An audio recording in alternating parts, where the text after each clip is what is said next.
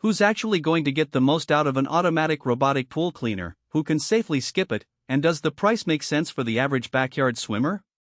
If you've ever stared at a cloudy pool and wondered whether a gadget could actually save you a few hours of scrubbing, you're not alone. Link is in the description if you want to check the product details on Amazon. When I first started looking at pool robots, the biggest hesitation was the one-size-fits-all promise that a lot of marketing material throws at you.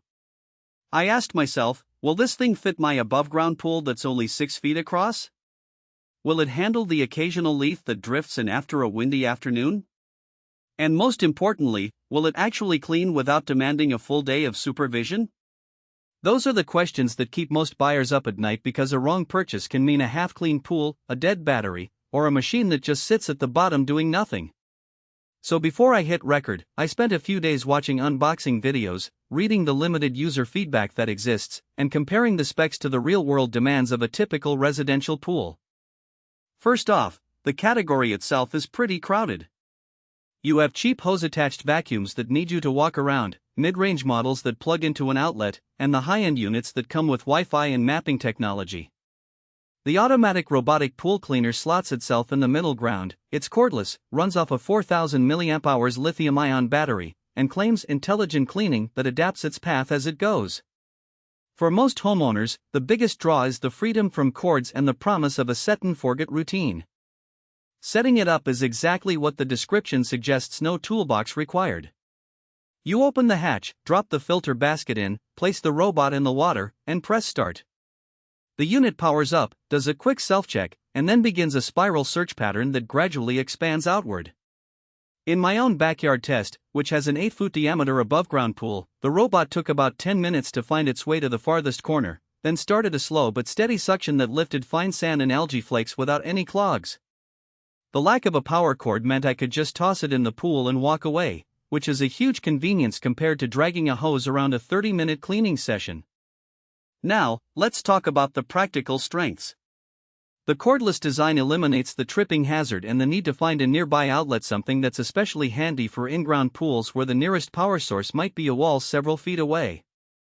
The 60 to 80-minute runtime is generous enough for most small to medium pools.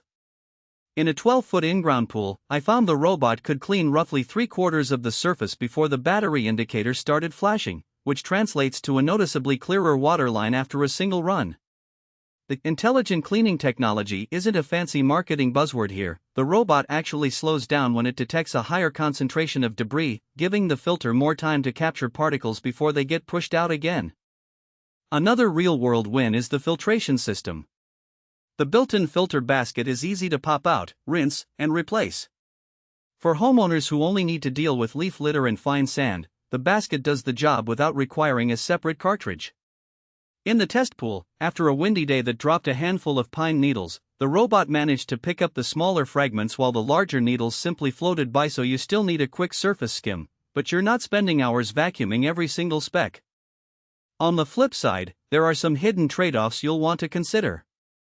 The battery life, while sufficient for most modest pools, becomes a limitation for larger in-ground installations or for families that want a single overnight cycle.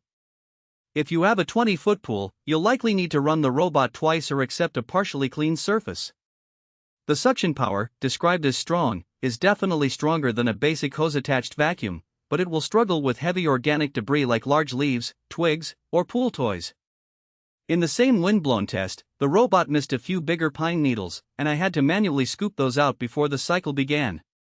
That's not a deal breaker, but it does mean the robot isn't a complete replacement for a quick surface net.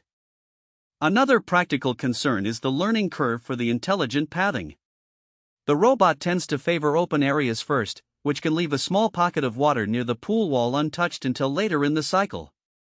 In a rectangular in-ground pool with a built-in ladder, I noticed a thin strip of algae that only cleared after the robot completed a second pass. If you have a very irregular shape or many built-in accessories, you might need to manually reposition the robot once mid-cycle to ensure full coverage.